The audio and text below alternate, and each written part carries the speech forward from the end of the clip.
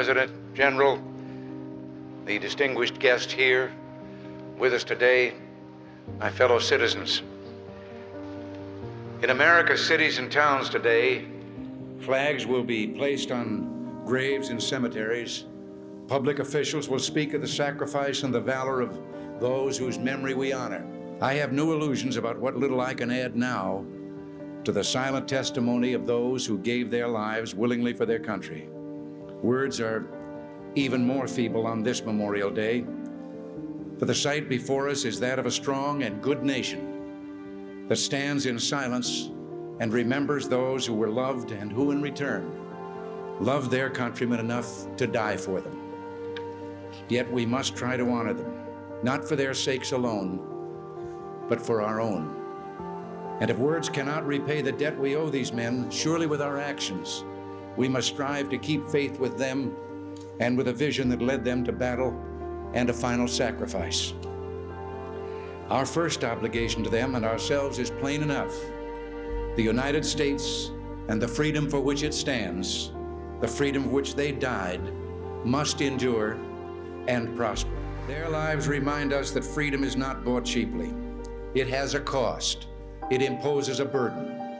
And just as they whom we commemorate were willing to sacrifice, so too must we, in a less final, less heroic way, be willing to give of ourselves. For however important the matters of state before us this next week, they must not disturb the solemnity of this occasion, nor must they dilute our sense of reverence and the silent gratitude we hold for those who are buried here. The willingness of some to give their lives so that others might live never fails to evoke in us a sense of wonder and mystery.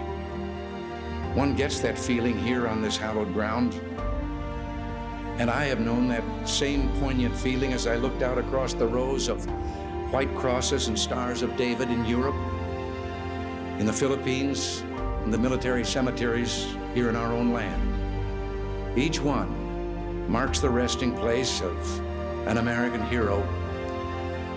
And in my lifetime, the heroes of World War I, the doughboys, the GIs of World War II, or Korea, or Vietnam, they span several generations of young Americans, all different and yet all alike, like the markers above their resting places, all alike in a truly meaningful way.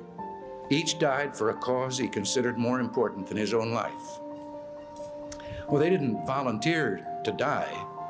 They volunteered to defend values for which men have always been willing to die if need be, the values which make up what we call civilization.